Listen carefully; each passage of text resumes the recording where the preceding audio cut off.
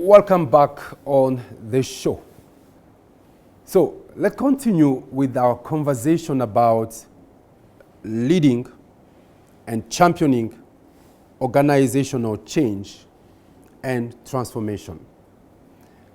There is something called the tenets, the 5 tenets of change and transformation.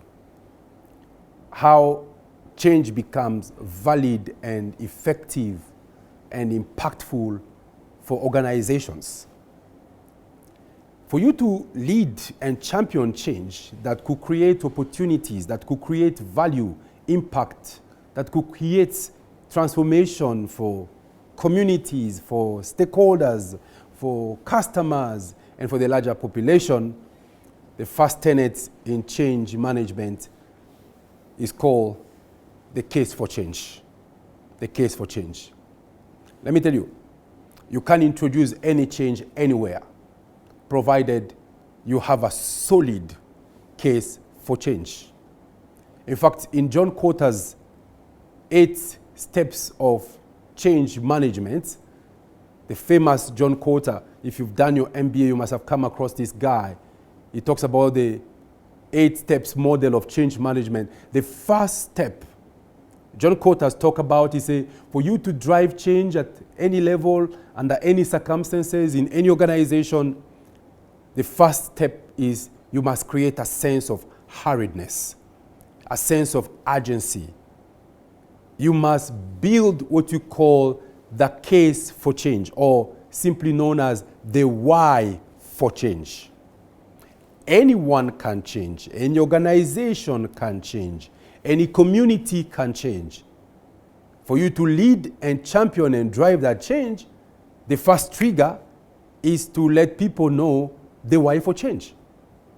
Is to talk about the case for change. In fact, it is Simon Sinek who talked about, wrote a book titled, Start with Why. Let me tell you, anything is possible in this life. You can influence anyone.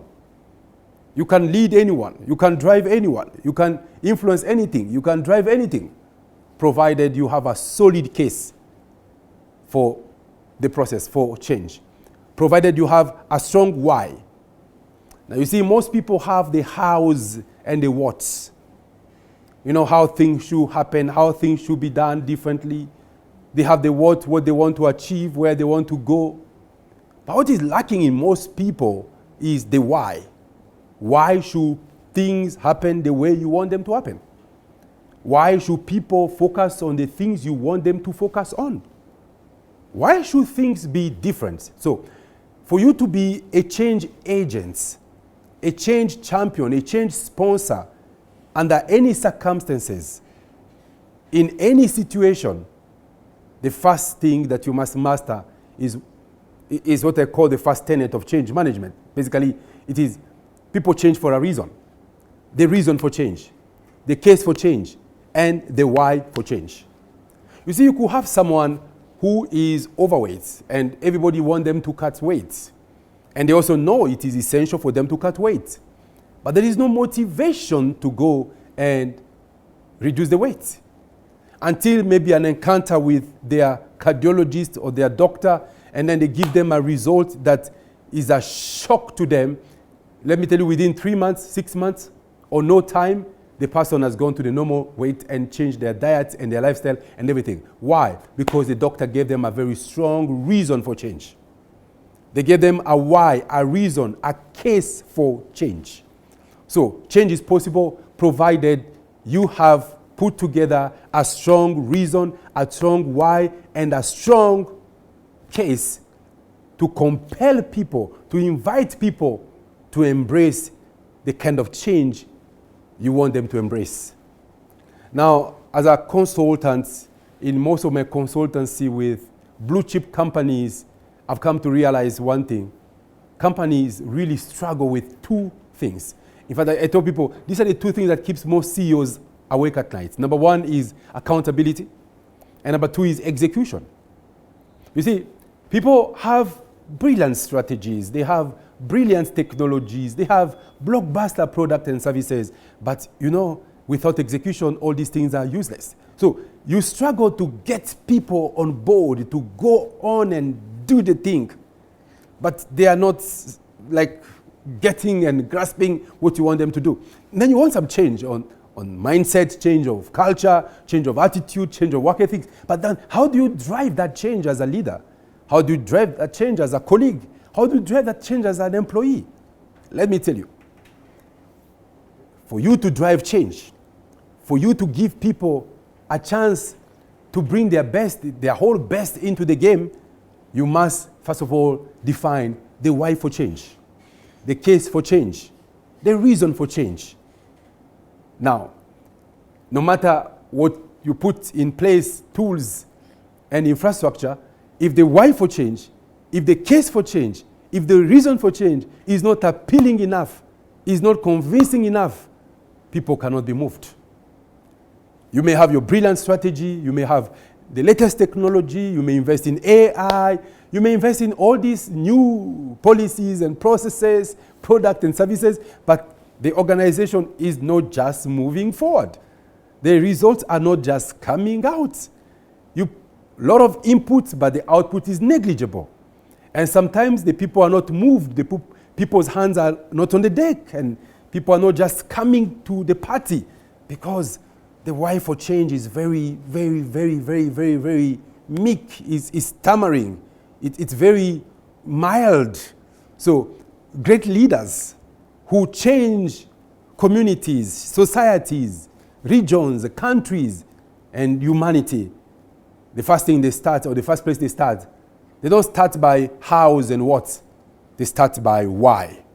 Why this change is critical, why this change is essential, why this change is a win-win, why this change is so meaningful to all of us. And the moment people get the why for change, the reason for change, the case for change, the rest is just a walk into the park. You know, as I said, the first challenge most executives have is just getting people to be accountable. Because someone told me, if you want to create enemies, try to hold people accountable. You'll have enemies everywhere. But the second headache I've seen leaders of organizations struggling with is execution. So these two things, accountability and execution. You have companies and entities with brilliant strategies. I even know a company in town that hired Boston Consulting Group all the way from Boston, the premium strategy formulation and execution consulting firm in the world. They came all the way to Uganda. And they sat with this company for a whole weekend, looking at their strategy and putting together a blockbuster strategic plan. But a year later, 2 years later, they're still struggling because having a brilliant strategy is one thing. Executing the same is another thing. So there is a need to change people's mindsets, to change people's work ethic, to change people's work disposition. Someone told me, planning to do the thing is not doing the thing. You know, thinking about doing the thing is not doing the thing. Talking about doing the thing is not doing the thing. Calling a meeting to put together the tactics and the activities of doing the thing is not doing the thing. You see, scheduling when to do the thing is not doing the thing. And letting people that you are going to do the thing is not doing the thing. Hating on those who are doing the thing is not doing the thing. Going out of the country to benchmark on how to do the thing is not doing the thing. The only thing about doing the thing is doing the thing. Now, how do you get people from just talking, thinking, planning, benchmarking, looking forward of doing the things to doing the thing? That's what I mean. Driving organizational change and transformation. And the first thing that gets really people to do the thing is when you have a very strong case for doing the thing. Your case for change, your reason for change, your why for change becomes the first trigger that moves people to embrace change and transformation. And that is the first tenet when it comes to change management. The second tenet, ladies and gentlemen, when it comes to leading and championing organizational change, is about you understanding that organizational change is a collective effort of individual employees change. Organizations don't change. People do change. You change an organization one person at a time. And as I always say, organizations cannot be smarter than the people that run them. And the most sustainable process of organizational change begins with individual employee change. But then, how do you get people to buy into your change agenda? How do you get people get excited about the new way of doing things in an organization? Is when you do what we call personal effectiveness. Because the level of, or the quality of organizational change is paramount to the quality and to the level of my personal change adoption. So if people don't change, the organization cannot change. We run a program called Personal Effectiveness. Personal effectiveness is about personal change. That, look here, my change, his change, her change, their change become organizational change. So my conversation tonight was about challenging you on how to become an agent of change in your organization. On how to lead and champion change no matter the position, no matter the level in the hierarchy. There's a book by, I think, Robin Sharma titled, A Leader Who Had No Title. Now, how do you go to the front seats? How do you get to the limelight? How do you become an outlier?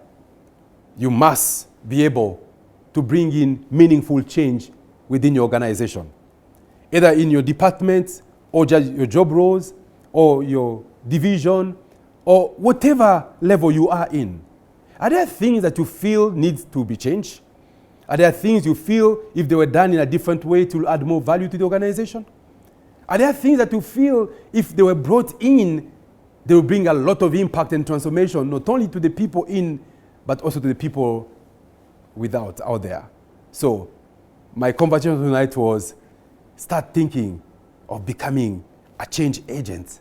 Start thinking of becoming a change driver, a change champion, because growth, either in career or in business, is about bringing new changes, bringing new ways of doing things. But again, human beings are creatures of habit. Human beings resist change naturally, subconsciously. For you to sway people into your way of thinking, for you to influence people into your way of doing things, for them to embrace whatever service or product you offer, the first thing, if you want to influence people into change, if you want to influence departments, organizations into change, the first critical thing you have to do is to build what I call a sense of hurriedness, a sense of urgency through putting together a case for change. A lot of people are familiar with the hows and the whats of change, but only few people can master the why for change. You can influence anyone. You can influence policy, you can influence processes, you can influence products, you can influence services, you can even influence the structure of your organization.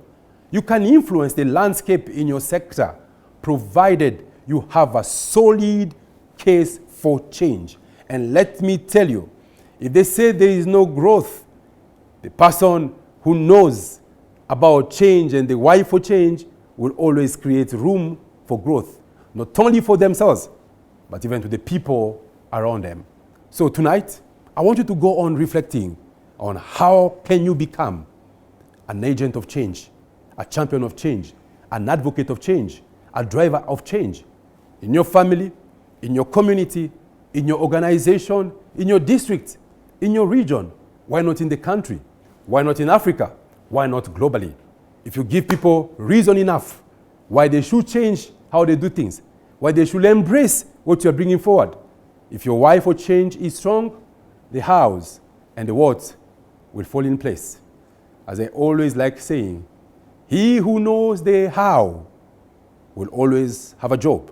But unfortunately, they will always work for he who knows the why.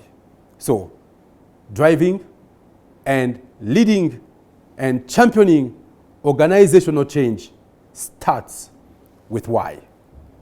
You can create new positions, you can introduce new products, you can offer new services, you can bring in new stakeholders and new revenue sources and new customers. You can open new oceans for your business, for your career, for your dream, for your organization, provided you master the skills of how do you present a case for change? How do you build a case for change? How do you sell out there the why for change? Until next time, as I earlier said, this show was sponsored proudly by Aquafina. Only what's essential. Until next week, as we continue this series on leading and championing organizational change and transformation, I'll be hosting CEOs of companies, leading business people, influential community leaders, people who have driven change, people who have enabled change, people who have been catalysts of transformational change, to come and share with you tips and insights on how to become an agent of change at whatever capacity, under whatever circumstances, in whatever circumstances you are in. So until next time, be inspired before you expire. Good night.